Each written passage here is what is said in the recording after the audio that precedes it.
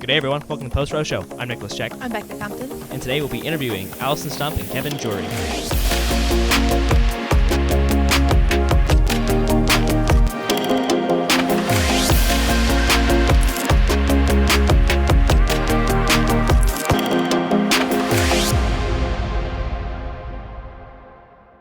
We're back. We have Allison Stump is back for more. I guess she couldn't get enough of it. And this time she's brought her, we're going to say boss, but Kevin doesn't like the term boss. Allison and Kevin are from the Office for Life and Justice Ministry for Catholic Charities, Diocese of Toledo. If you guys wouldn't mind introducing yourselves just real quick. Yeah, so for those of you guys who have not been blessed enough to see my awkwardness in previous videos, I'm the Students for Life coordinator for Catholic Charities Diocese of Toledo. So my whole goal is to encounter as many students throughout our 19 counties of the diocese as possible, just to ensure they have the knowledge and the resources that just get launched into the effort to ensure that no woman ever feels like she has to walk alone in her pregnancy, that we can help build up men to be responsible and virtuous men, fathers who are present to their families, so that we can just make abortion unthinkable. Mm-hmm. And for me, so I'm the director of the Office for Life and Justice, so I get to direct people like Allison. I just let her loose on the diocese and good things happen. And the boss term, I mean, I already have an issue with pride, so I'm just like trying to make sure I'm as humble as possible. So I just need that. But I'm sorry for that near occasion of sin. That's my bad. Well, if you confess that, that's just to make sure we do that. But just giving him an opportunity to exercise virtue over vice. Yeah, so, you're welcome. Amen. And so I get to work with, great people like Allison. We've got our Project Rachel coordinator, Kirsten Bekah. She helps, walk with women who have experienced abortion. And then her husband, Tyler Bekah, helps to walk with men in the Joseph Ministry who have experienced abortion as well. And then we've got Laura Rain. She's our Zelly Ministry volunteer coordinator, walks with families who experience miscarriage. And then we've got Veronica LaGuire. She's our sidewalk advocate coordinator. So she's out on the sidewalks when the abortion center is open, reaching out, offering love and support to the moms and the dads that show up there too. So, I mean, we do a lot of things. Ministry.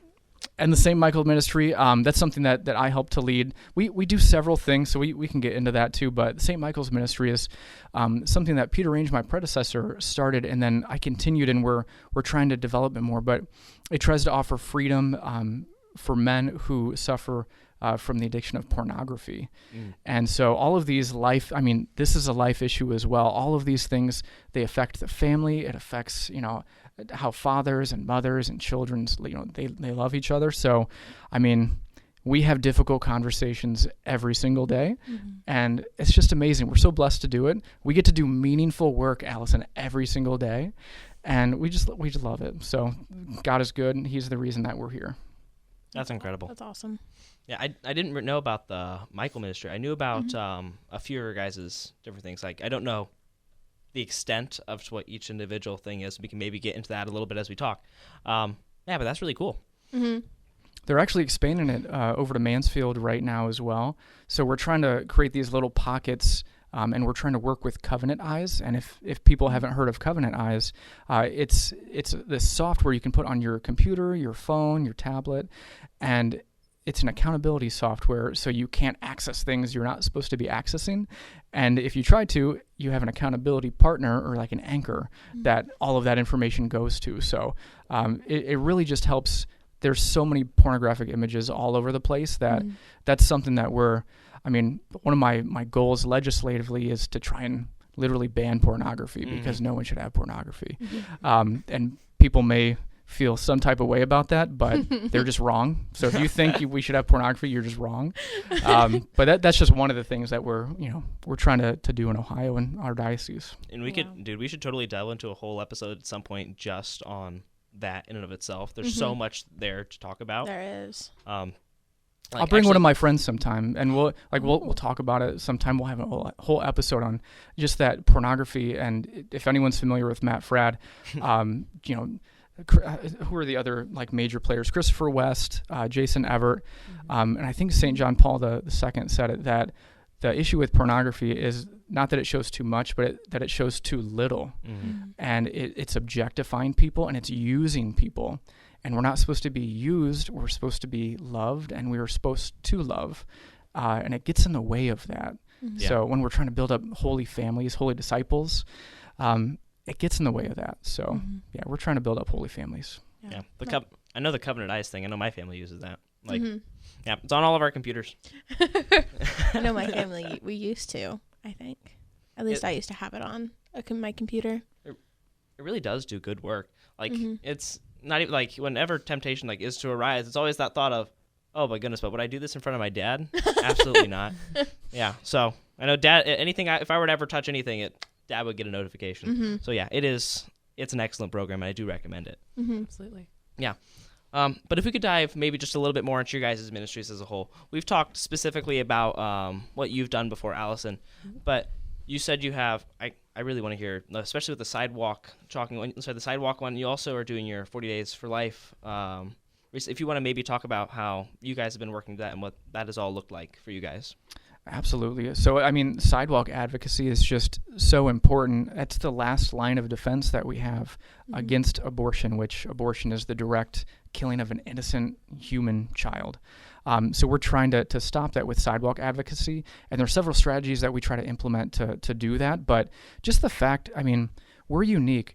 Most dioceses don't have someone that is on payroll to be out there all the time. And we have so many wonderful volunteers that just spend their lives years and years and years out there on the sidewalks, and lives are literally saved from being on the sidewalks. It's amazing. And, it could be easy to dwell on, the babies that are lost or, the moms that feel like they have to do this too. But when a life is saved there, I mean, it's the baby's life is saved. The mom is choosing, to parent her child or, to place her child for adoption. It's an opportunity for the man to stand up and really be that man that God has called him to be. Allison mentioned, we're trying to raise strong men for the kingdom. This is the way to get involved in that. And, the pro-abortion side will say, this is a women's issue. Men shouldn't be involved at all. And I get that all the time, when I'm on the sidewalks. But I mean, truly, it's not just a women's issue. And that's just a ploy to get men out of it. It's a whole family issue. It affects the man. It affects the woman. It affects the child. So we need strong men in the movement. And that's one of the things we're fighting for as well, is because we go out to these events and it's like 90% like young girls in the pro-life movement. So if you're a young man and you know that abortion is wrong and you're watching this, I want to challenge you to get out there and to just see what it looks like for you to stand up for life. Does that maybe mean advocating at Thanksgiving dinner? Hey, abortion, this is what abortion does. Here's what it does to the baby, the mom, the dad. This is wrong. We shouldn't be doing this. There's a better way. Here's all the wonderful resources that pregnancy centers, the diocese, Catholic Charities, all of these charitable organizations offer. And just to say, hey, there's a better way than this. But I mean, on the sidewalks, that's what we're doing. We're offering those resources like pregnancy centers. We're trying to get them to just see the humanity, not only in the baby, but in themselves as well. Because they're just, I mean, they get in this mindset where the baby is a problem. Maybe they are trying to get an education to better themselves, get a better career. Maybe they don't have housing. Maybe they don't have transportation. There's all these perceived obstacles, but killing your baby never results in those obstacles going away. It actually just adds problems onto that. And so we're just trying to say, hey, we're on the sidewalk here. It may feel a little bit weird if you've never done it before. But I mean, this is where, and it sounds weird to say this, but this is kind of where heaven and hell meet, right? It's a very tangible way of seeing that there is a spiritual battle and that there is a good side and there's an evil side. And we pray for everybody. Jesus says, pray for your enemy, love your enemy. This is what we're doing there too. So we're out there to offer love and resources for the moms and the dads that show up there. And it's a very real spiritual battle. So if you want to deepen your faith, go pray at an abortion center. I would especially encourage young men as well. We need men and women. But I echo what Kevin just said, because, I often will have people rather talk to me about pro-life issues than my friend who's going to say the same thing, but they won't listen to him just because he's a guy, right? Which isn't fair. And I think what people are failing to realize is a lot of the problems we're facing in our culture right now is due to the fatherlessness of our generation, where dads are missing from their families. They are abandoning their families, or if they are around, they're not leading, because, you know, like, I'm not here to hate on guys or anything like that. I think a lot of the time women have put men in that situation. We've made such a stronghold, you know, like trying to liberate ourselves, air quotes, and, you know, try to be more men than men are. We don't let men have the ability to be truly themselves, to take on that masculine role, because we're not willing to receive them. We deny them. We shut them down. We beat them down for the last 50, 60 years now, to the point where, like, I mean, look at any TV show, right? Any sitcom, any movie, the dad in those families is always some, like, bumbling idiot, right? There's never any, like, respect for him in the way that his family treats him. The woman's always nagging on him. She's always, like, dominating him. And she's the breadwinner, basically. He's just the idiot that just kind of sits around and drinks beer or something like that, right? And that has seeped into our culture. That's the way we view men. So I think a lot of times guys feel like they cannot be involved in the pro-life movement, but it's men who are really the linchpin of healing the culture, really. The culture, I don't remember which saint said this, but, like, the quality of a culture is determined by the quality of its women. But I think, you know, we as women have to step up to really, like, live up to our feminine roles. But it's by our openness and our receptivity that men can step up and do that same thing too, and live out that masculine role. And, you know, and for myself, I just know that many women who I've encountered who have been abortion vulnerable or who have chosen abortion said that they felt like they needed that because a man in their life did not step up, right? They were not there for them. They felt isolated. They felt like they had to do it alone. So, and it was Fulton Sheen, the venerable Fulton Sheen, that said that. So many great quotes from Fulton Sheen. And it's just so true that, I mean, the men, we haven't been taught how to be men, and we need that. We need more mentors. So, I mean, we need older men to step up as well and help the younger men out. Apprenticeships, mentorship, these are kind of like lost arts that we have, right? Mentorships. Oh, gosh. Did you just woman-splain that to me? I might have. I apologize. That's not a thing, Kevin. That's not okay, a thing. my bad. We're having fun.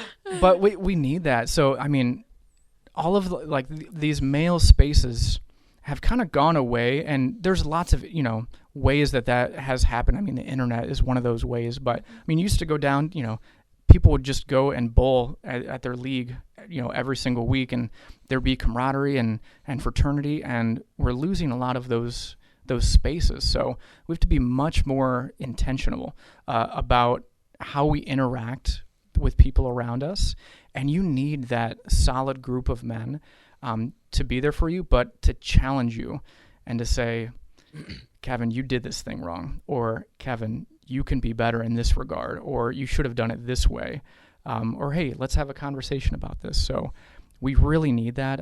There's a lot of ways you can do that. I mean, I think Exodus 90 is going on right now. If anyone's heard of that, if not, I think it's just exodus90.com. You can learn more about that. But I mean, prayer, fasting, sacrifice, and you need to do that with a community as well.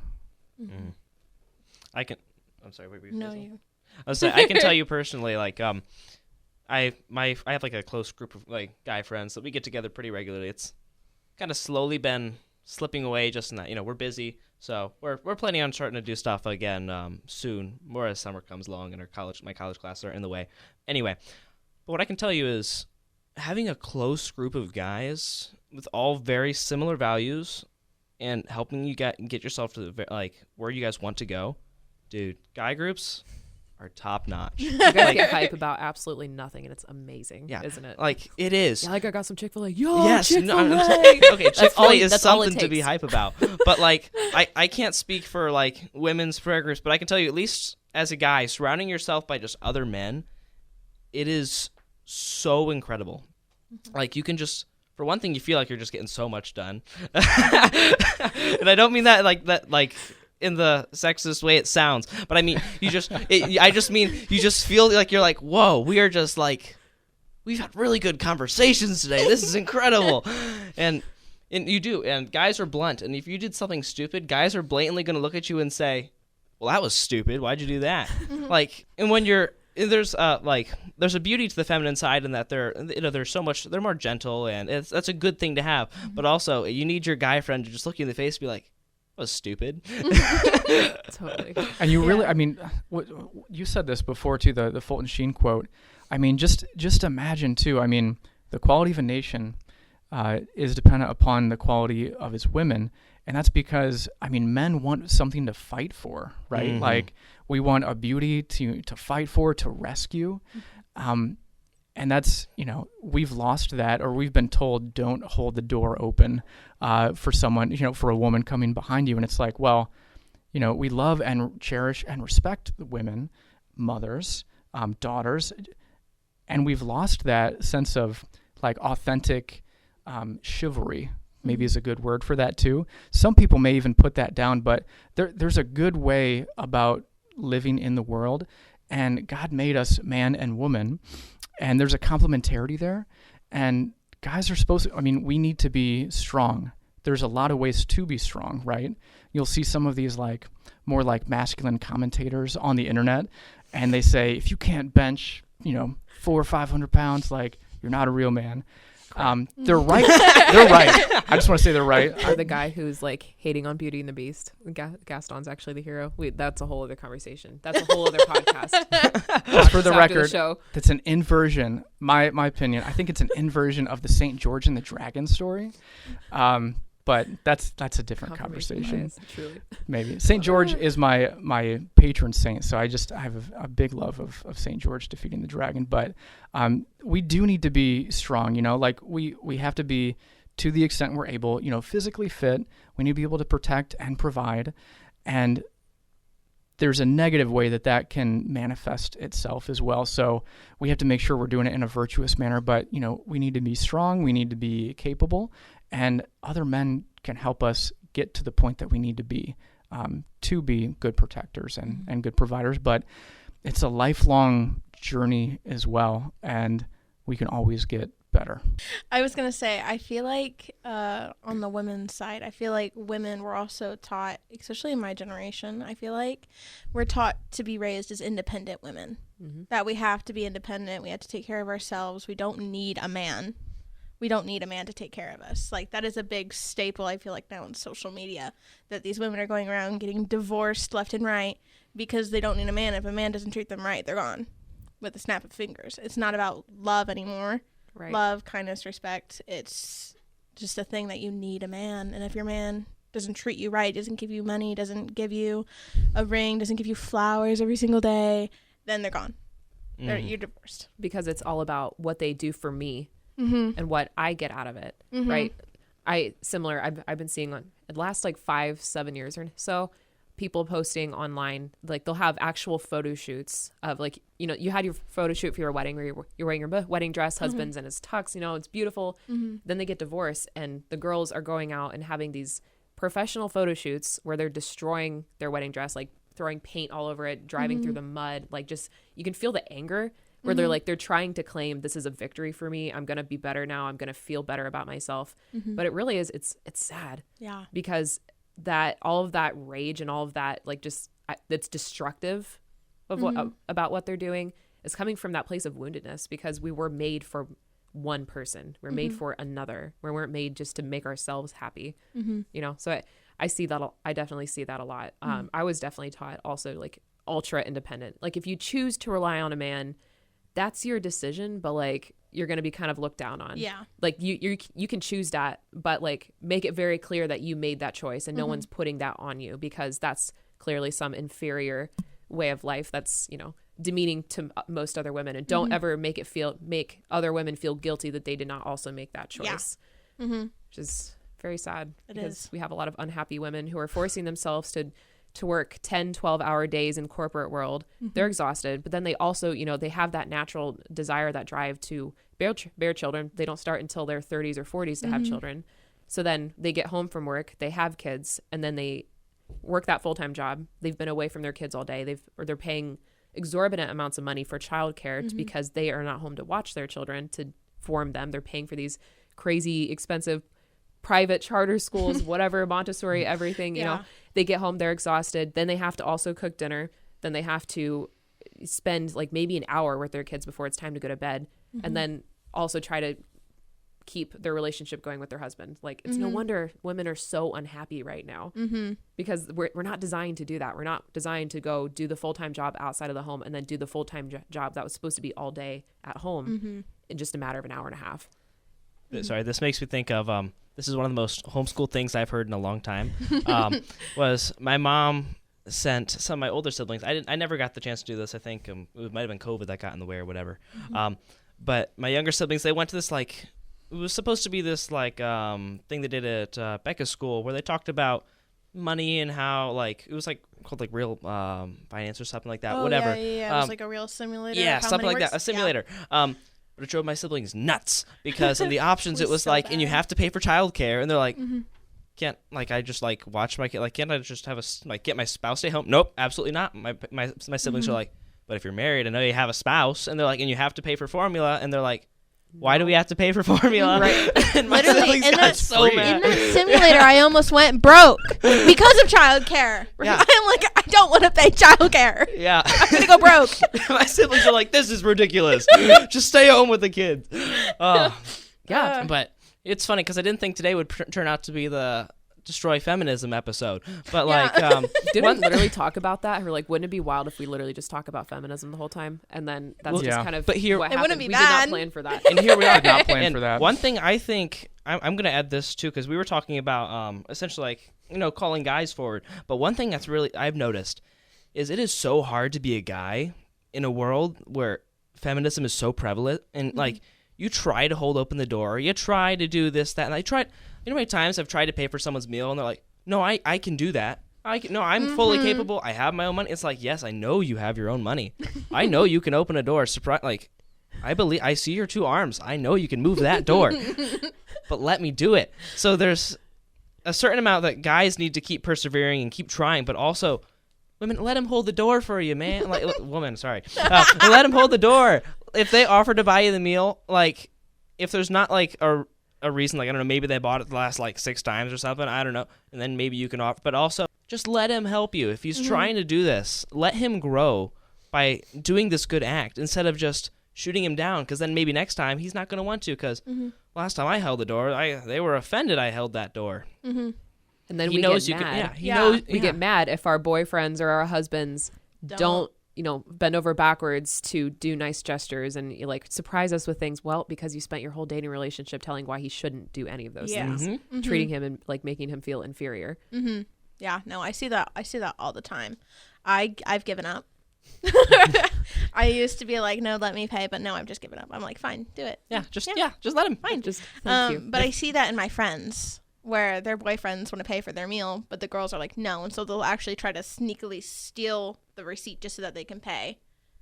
So even for their boyfriend's meal, like they'll pay, but they can't pay for, like, the guy can't pay for the girl, but the girl can pay for the guy. Yeah, it's because it's a sense of independency that women feel like they need to have.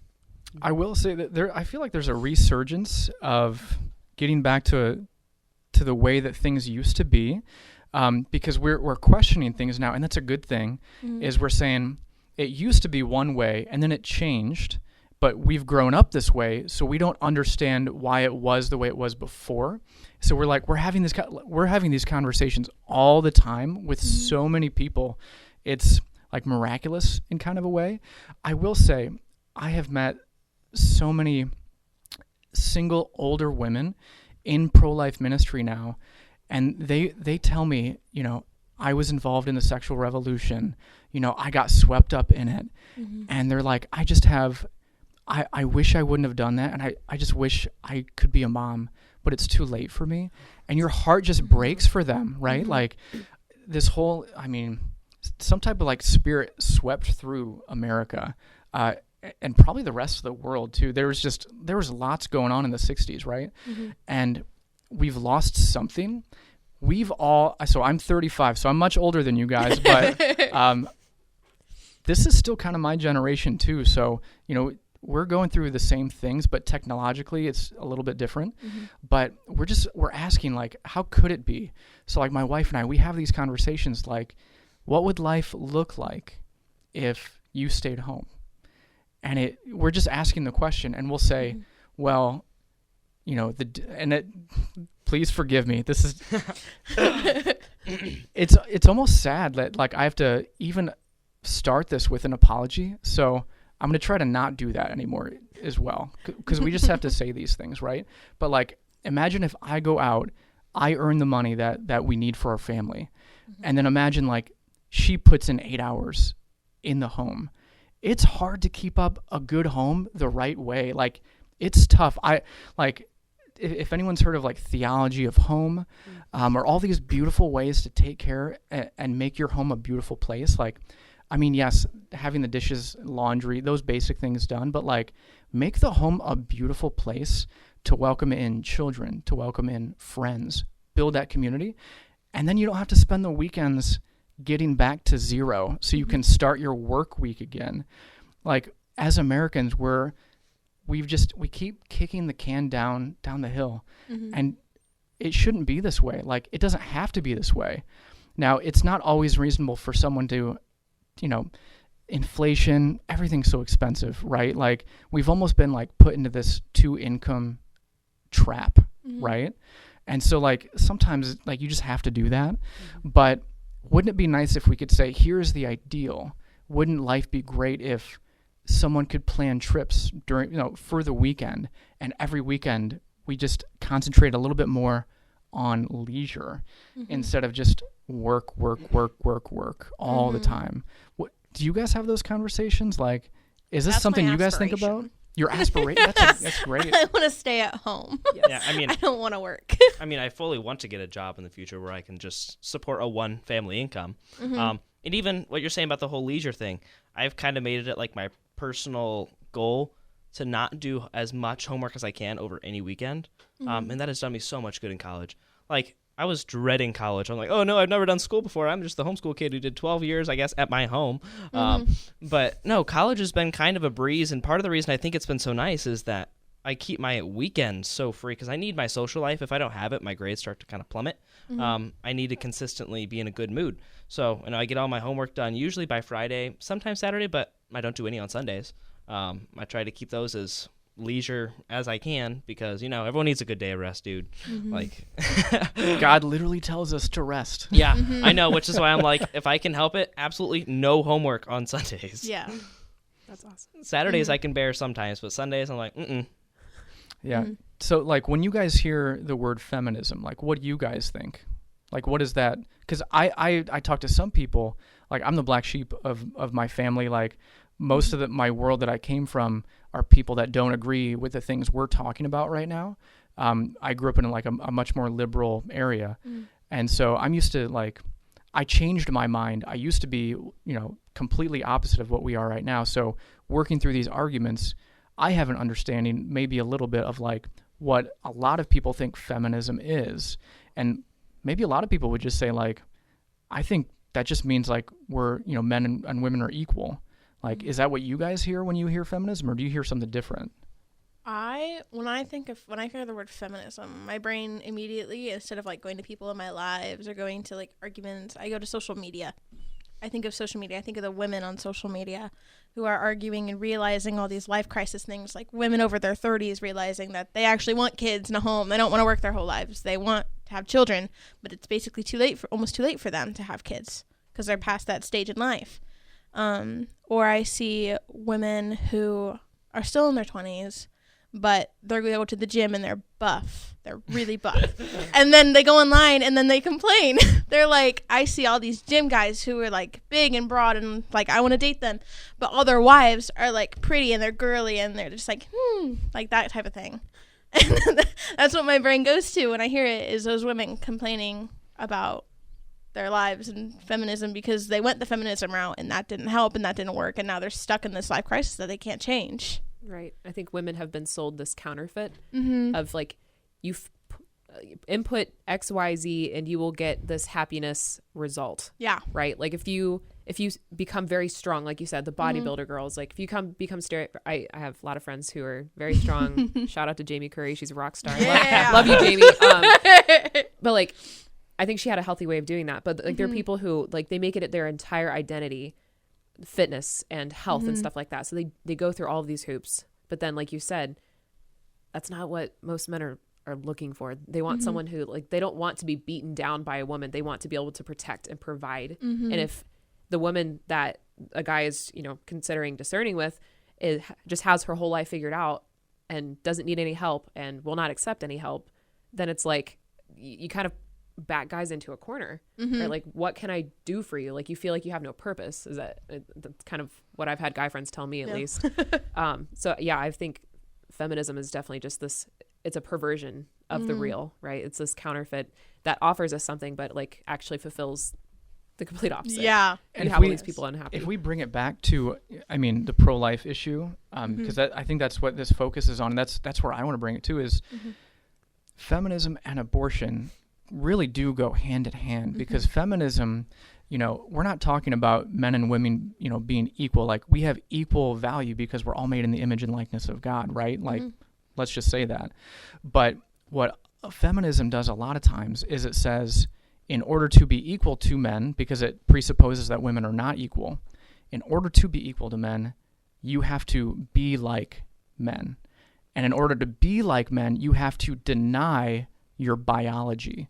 And so is it any surprise that, I mean, of course this leads to abortion because, well, if I'm pregnant, I can't work. And like, this just feeds into like this work mentality, which, I mean, God has given us work. Work can be a really good thing. There's a lot of dignity in work, but not in this manner, And when you divorce, you know, who you are from your biology, because we're a body soul composite, right? Like body and soul. Our body affects our soul affects our body, but our soul is above our body, it should be said. That's why we also have all of these, I hate the word transgender. I'm trying to like test out some other words, maybe like disgender. You can never change your gender, right? So that's why the word transgender like doesn't make a lot of sense. But like, we have a disgendered society. Like, we've degendered. Feminism degenders women from who they are. And they want to be men now so they can go work and find meaning and fulfillment in the career. What would you rather have, though? Like, would you rather have, you know, a successful career and you're making $1 million a year, you can buy whatever you want? Or like, when you're at, you know, 60, 70, 80 years old, what if you looked at all of your grandchildren and maybe your great-grandchildren, and you can see that, I mean, not only have you provided for them, but you've instilled your values in them, and now you can see like this little light in their eye, and they get to go help everyone else around them. Like, the value of making $1 million a year in your career versus the amount of souls impacted from just having a holy family. Is it Mother Teresa that said, if you want to change the world, go home and love your family? I mean, that is so true. There's so much dignity in just raising a holy family. It's so difficult nowadays too, which is why I really think that this is the time for saints too. We're living in these types of like cultural revolutions, but I almost feel like it's time for our own cultural revolution. And we have these conversations all the time. Like, people are so ready to just say, I want a holy family. Like, I want to go, like, I want to be a dad. I want to be a mom. I want to raise holy children. And then you just see the fruit from this. It's inspiring, and gosh, like, it's so like there's a romantic battle to take place, and you just want to join in as a part of that romantic battle. I saw something online where they were posting, like, you know, during the sexual revolution of the 60s and all of that, the most rebellious thing you could do as a young person at that time was to, you know, not have kids, not get married, stop going to church, make a lot of money, do whatever the heck you want, do drugs, drink till you're blue in the face, whatever, just, you know, party it up. You only live once, right? The most controversial and most rebellious thing you can do now is actually the flip side of that. Like, no, actually, I will have a family and I'm going to have a lot of kids. I'm not going to contracept or abort my children. I'm going to be open to life. Amen. I'm going to be married before, I'm going to be married before that happens. You know, I'm actually going to respect the person in front of me and myself, and I'm going to make sacrifices for them to be able to, you know, wait and preserve that gift of my fertility and my whole self for that person. Mm-hmm. I'm going to go back to church, right? Yep. I'm going to go to church, and I'm going to also seek out something that's like substantial, not just going to make me feel good, right? So I think it's really cool how like the pendulum is starting to swing again. So much to the point, this is catching so much fire that like actually national media is taking notice. I don't know if I think I might have mentioned this to you, Kevin, but I don't, if you guys saw the news article where, was it the EPA or something, like the Environmental Protection Agency or FDA or somebody, they came out with this announcement warning people against having home gardens because they emit more methane gas than our typical factory farms. Oh. Which is just crazy. That's categorically false. Yeah. But they feel like they have to scare us, like try to scare the crunchy people into not having their farms, their little urban farms on the roofs of their apartments, having grass that's not just mowed, and like having like actual natural, like local wildlife and greenery and stuff like that. No, that's all bad. Like you should definitely just instead trust these major like global corporations that are using like really unethical practices and spending all this money and using up all of our resources to give us a lower quality product, more processed product. That's better because you're not going to have as many cow farts somehow. Like, I don't know how that makes sense, but that's what's happening. Okay, speaking of crunchy, and gosh, I only know he subscribed recently, so I'm only going to be very careful what I say here. Okay. Peter Range, and in his homestead he has. I stumbled upon his homestead podcast recently, and dang it, I love it. I'm like, homestead podcast? Yes, he does. Peter, what the heck? Why didn't you tell me about Peter it? and his wife. I'm gonna check it out. Yeah, he has a homestead. I think it's called like I can't remember. I'll tell you guys at the end of this. I'll find it on my phone because I'm pretty sure I'm. Put it in the show notes. Yeah, I will. Yeah, but Peter has his own like homestead podcast with his wife, and I'm just like, dang it, I never once wanted to have all this stuff growing. I'm like, I want it. Now I want Dang it. it. This sounds like the greatest like family bonding thing ever, just like to grow your own food and all this, that, and that. I'm just like, dang it, Peter. I never considered myself crunchy, but and that's the Range family. They're just absolutely amazing saints in the making. And I'm not saying that because hopefully you're listening to this, Peter and Laura, but I respect the heck out of them because a lot of people think like, oh, I can never attain the homestead ideal, right? Because I don't have acres and acres of land. I don't have enough room to have cows and goats and chickens to make my own goat soap, and I don't have the space for that. I live in the middle of a city, or I have an apartment in a huge complex, or I don't have any money, right? The Ranges don't have all those acres. They live in the suburbs. I'm not going to say where. I'll protect their privacy, but because I want them to invite me back. But they just have they have a modest yard, and they just fill up the space that they have. They grow like strawberries and broccoli, and like they supplement what they have. And I love how they go to farmers markets to to try to supplement what they're not able to grow on their own land. And they support other people who are growing things that they cannot in their own space. So it's like we're rebuilding these networks of community where we're actually relying on each other instead of just the government and these corporations, right? So I think for anybody who's maybe considering, or like they see the homestead TikToks, or even like granny core kind of stuff, you're like, you're just going to be a little prairie 20-year-old sipping your tea in the garden, which is a big thing now. Like if you feel like you want that but it's unattainable, start where you are. You don't have to have acres and acres of land. You don't have to have all this money to start up an actual major farm. Just start by doing attain what you can, make achievable goals. And that's kind of the whole point. Just start like developing that independence in a good way. I know me and my sisters, we had this thing going on of bread making. So my sister, my oldest sister, she started making sourdough. So now she has an abundance of sourdough starter. So I got some from her. Then I didn't make the bread yet. She's made plenty of loaves by now, but I have not made any yet because I haven't had time to. But I have made flatbread. And so now the middle sister, my second oldest sister, she's like, well, now I need to join in on the bread making. She's like, I need to do these. Like, I want to do these things. I want to make all the bread. And it just kind of chain reacts to wanting to make these things. And then, so obviously my oldest sister is teaching her kids how to make bread and all that stuff. And I want to learn eventually how to grow fruits and veggies. And I was thinking of growing strawberries, but I don't know yet. Yeah. Like we're relearning all the skills that were just commonplace. These are basic things, right? Yeah. Everybody knew how to do this. Yeah, isn't it wild that now it's like, oh man, these simple things. That's so interesting.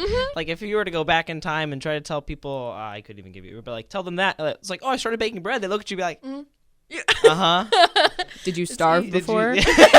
Were you dead up until all of this knowledge, that our ancestors acquired over thousands, all these thousands of years painstakingly, and with blood as well, was never passed on to us. How weird is that, right? So now we're discovering these things. Like I watched a bunch of YouTube videos to figure out how to do like my own plumbing. And honestly, it was so much cheaper than hiring a plumber. Plumbing stuff is like dirt cheap, and a plumber is like $80 an hour. And you're like, okay, if I spend $50 on supplies, I'm still $30 ahead. And if I mess up, that's just like a learning thing, right? But like, I have water spouts. You're like, my brother's a plumber, so I'm gonna have him teach me. But that's the community right there, right? Yeah. Now, so imagine, that's really interesting too, because I'll bring this back to the ranges too, but like the community we're trying to build, I can't tell you how many meetings I've been to where it's a bunch of like really authentic Catholic, like practicing Catholic families trying to get together saying, where's some land we can all buy and build houses together? I've been on tons of these, right? And it's so hard to find. It's like no one's like really nailed that yet. I know like there's all these great communities like Steubenville, and honestly Northwest Ohio, we've got great communities too. But imagine if, we're supposed to tithe. Imagine if we also tithed our talents that God's given us, like your brother who is a plumber, right? Imagine if he offered like 10% of his workday to, the little old lady at the parish who needs some help, who doesn't have anyone else, right? Like, we can do those things. Or like, the ranges, in that we have these communities and we have farm communities where we get milk, we get, beef, we get chicken. If we all do that and if we all come together, like it doesn't, we need to pay attention what's happening politically with all that landscape. We have to, we have an obligation there. But imagine if we just took ownership of this. We can all do this together, right? We can band together and we can authentically live Catholic lives where we control the narrative and we control, plumbing and, like homesteading. Allison and I literally made a joke today where it was like, hey, for the next March for Life, like at the hotel we stay, maybe we don't stay at a hotel, maybe we stay at a homestead and we just learn, like we stay at a farm and we all learn different farming techniques. And then we go to the March for Life. I know that's kind of an odd thing, but like, yes, those are things we can do. We can do these things. You know what I love? I love how every time Allison comes on, I guess it just becomes, this is just the Peter Fan Club podcast, I guess. Is that, I think it has been every time, hasn't it? Yeah, last time you came on, we talked, like, I'm just saying, this is just a thing, I guess. Yeah. So. I am Peter's biggest fan, basically. So well, I'll take a good, like, 3rd to 4th place. In that we should get, like, T-shirts. Just make him very uncomfortable, I really hope you watch this. Episode dedicated to Peter Range. Just as soon as he's mentioned in an episode, we all, like, the video can cut briefly and we can all be wearing our Peter Range fan club T-shirts. Right. Make a little chant. Right. Sorry. There you go. Okay, we got to be careful what we promise, because next time they're on and we don't have all these and Peter looks at it and goes, so where's the shirts? What happened? It's awesome. Oh, Hey, my goodness. I have a quick announcement. Yeah. Oh, yeah. So literally, as we're recording this, Haley, one of the moms in need that we've been helping, literally just had her baby. Aww. And I've got a few pictures. So I'll like pass the phone around. What a squish. Yeah. Beautiful squish. I think 7 pounds, 3 ounces. How many you said? 7? 7 pounds, 3 ounces. And Haley gave me permission to share some of her story as well. So this is what the pro-life movement is doing. Like, this mom, she's 26 years old. She's 26. She's married. This is her 7th child. Oh, wow. Her husband has some like severe medical issues too, where he can't work. And then 2 of her children are severely on the autism spectrum too. Now imagine you're that mom, like, and you're like, how easy like it would be to view this beautiful like gift from God as a burden or a problem to be taken care of. And so, but just imagine like when we were talking about like that grandma, like imagine you can have this corporate career, or you can be like this awesome grandma. Think of like the generations of people that she's going to have an impact on because she's had 7 children. Like, this is amazing. Like, if we each just have 7 kids, like, in like 2 or 3 generations, boom, we've got a Catholic country. You right? say that as if this is like some grand breakthrough, but this is still kind of the case in Putnam County. You guys still have big families. Like, that's just normal. It's new for us because that was weird growing up, and like being homeschooled was like borderline child abuse that I was taught. Praise God, I broke out of that. Dude, you can tell how like abused I've been by my homeschool. Truly, career. like you I'm haven't like been happy. socialized. Yeah, I'm what the heck? happy, and I have like my own little. This is I guess my only form of socializing is the YouTube world. But what's weird is you say 7 kids, but like amongst us, like, you know, the homeschoolers are in on like on the whole gist of, I guess, the quote unquote child abuse homeschooling. 7's that's a small family, It's a Kevin. small We're At family. 26, Medium at 26 team, though, like- like yeah, I know. 26 No, that years is old. crazy. That's That is crazy. awesome. That is remarkable. I was just saying, you're saying 7 kids. We got some big homeschool families, but I'm one of 7. I think it's a really good number, but that is We could remarkable. do better. Yeah. One family. I'm not going to tell my mom, what the heck, man? But yeah, that is a remarkable. Like, that is incredible. And just to thank our all of our donors that donate to Catholic Charities, Diocese of Toledo. She had no transportation or anything. Like, I think it was just last week or maybe 2 weeks ago, through our generous donors, we were able to gift her a van so they can actually get to the places that they need to go. Like, she was able to get to the hospital because of people's donations. This is the pro-life movement. Like, I'll send out an email, hey, there's this mom in need.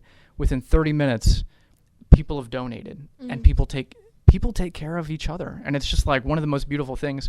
I wish I could tell my younger self when I was pro-abortion, like, no, like the pro-life like community literally takes care of all of these people. And you always say, well, what about the baby when it's born? Do you care then? Literally, yes. Like, literally, yes. You know, all these pregnancy centers, which in our diocese, it's 25 pregnancy centers to 1 abortion center. Dang. 25 to 1. Like, these are all pro-life people. Like, yes, we literally do care. But even if we didn't have that, I always say this, it's still never right to kill somebody. So we always have to ground it in that. But even better, like, we love our neighbor, right? We love everybody, and we're trying to protect and care and provide for everyone. And gosh, it's just like the gratefulness that I get from just like being in this movement. Like, gosh, if you want like a meaningful life, like, there's all these moms, there's all these babies, there's all these families. Like, you can play a vital role in their life by just showing up and just being you. You don't even have to do anything. You just have to like show up, and that's what they want. It's a miracle. It reminds me, like, just the joy of how you're sharing, just like the fact that we get a text message from a mom, like in the middle of an interview. There's a lot of joy there. And it reminds me of something that I don't remember if it was Will Witt or Jay Watts who said this. Maybe you guys were both there. Maybe you remember too. But he was basically saying, like, let's not apologize for being pro-life. Like, we're on the right side. Like, we don't have to pander to pro-choice individuals, pro-abortion individuals, as if we're somehow doing something wrong, or we have to kind of tiptoe around the issue because it might offend somebody. Like, of course, always have love and charity for every person that we encounter, because we're trying to win hearts and souls for Christ more than anything, right? In addition to saving lives. But if people really saw what the pro-life movement truly is, I think they would have a different view on things, and there wouldn't be this huge push like, yeah, I'm pro-life. Sorry. Like, no, like, yeah, I'm pro-life. Look at everything that we're doing. Like, look at the lives that are here who would not be if it weren't for you tabling on campus, or you coming to the March for Life, or you like literally getting to know all of these women who are in need, and like connecting them with resources and stuff like that, or the education that I try to offer. It's impactful, and people need to see that. It's crazy. And you are good enough. Like, anyone listening to this, like, you are good enough to get involved in this. You may not have all the answers, but you can do these things too, because I mean, at the end of the day, it's really not any of us. You know, we're kind of just opening ourselves up so God can try to work through us in all of our brokenness. And we're all broken people, but if we just open our hearts and our minds and our souls up, God can do amazing things if we just get out of the way. Especially, I think it's really easy to play the I'm not I'm not pro-choice, but I just don't get involved in politics. And I know in some things, like, you can kind of dodge certain economic issues, but like, this is not something you can not care about. Mm-hmm. You either do something about it or you don't. End of the day, it's going to be Judgment Day, and it's going to be what you do for the most vulnerable of God's children. And you can't really take the stance of, well, I never like helped someone get an abortion. I never advocated for it, but I never told anyone it was wrong. Mm-hmm. There really is no middle road in it. Really, and we are responsible for each other. I mean, Cain literally says to God, "Am I my brother's keeper?"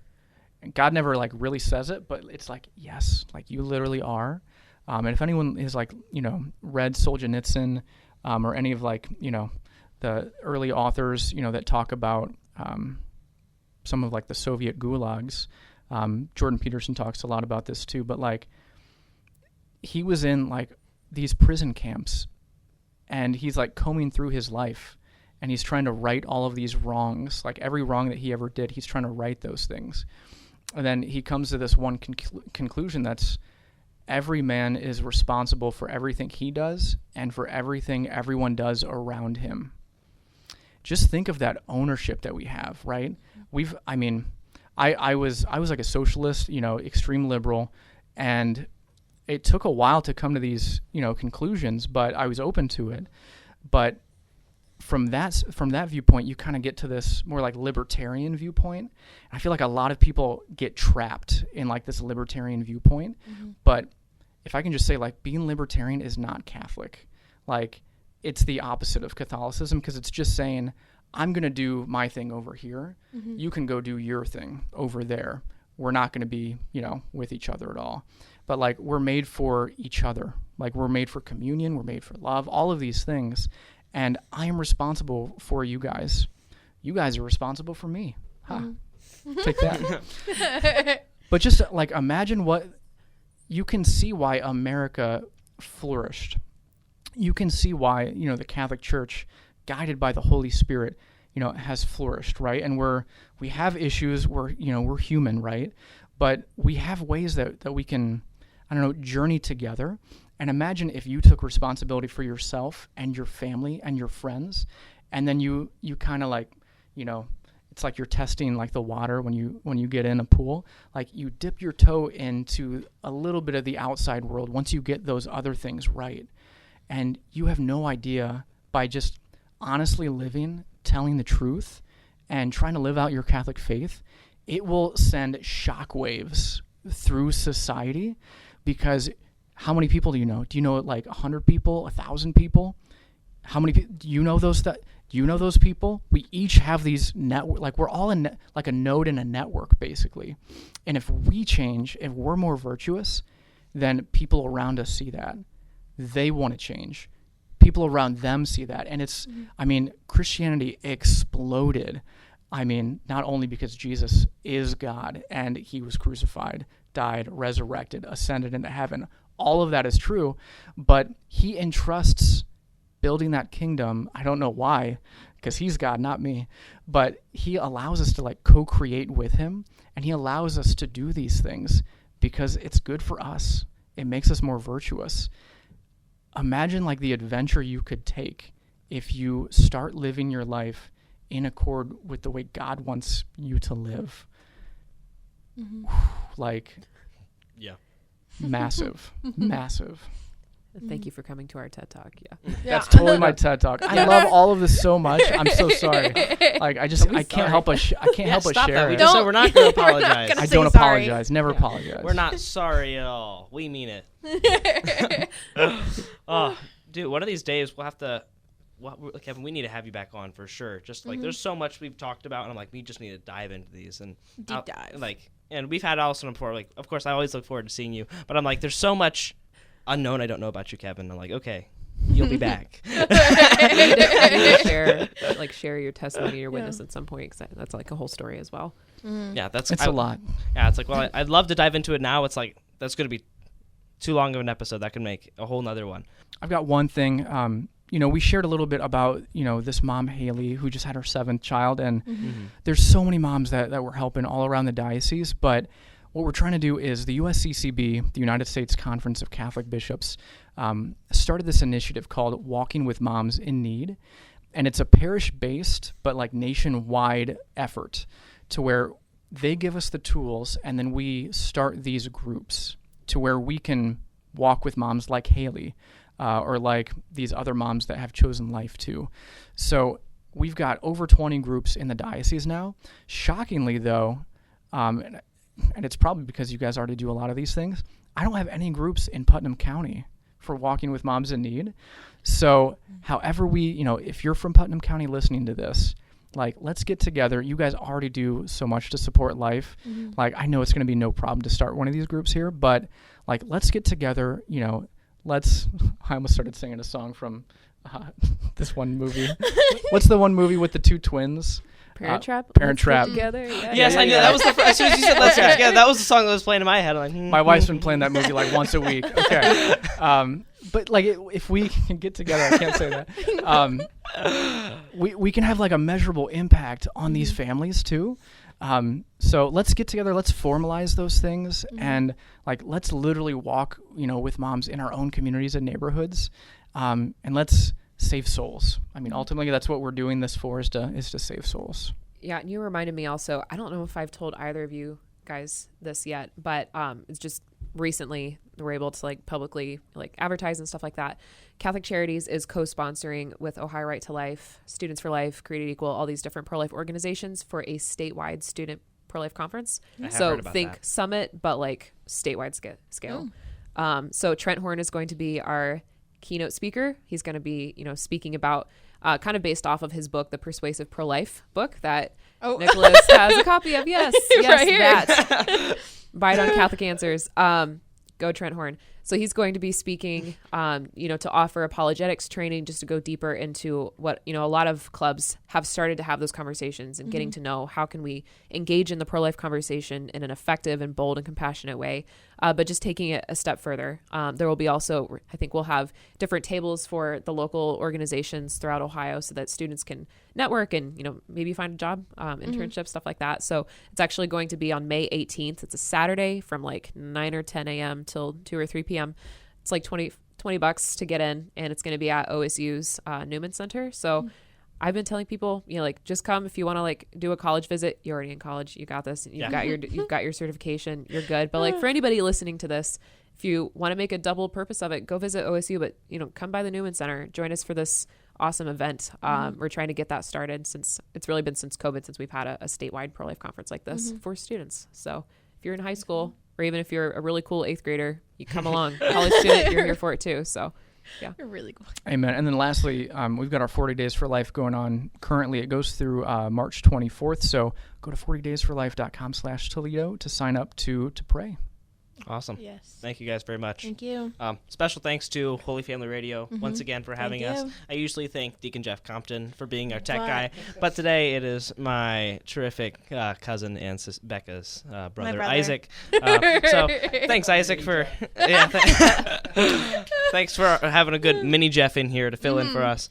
And thank you guys all for watching. Make sure, if you have not yet, I can't imagine why you would have. If you keep watching and not subscribing, that's just kind of a shame. Please. So please subscribe. Help Bekah hit her number. I want to get 100 subscribers. She wants Let's go. So don't make Bekah sad and look at it right now and just not subscribe, because that would be really cruel.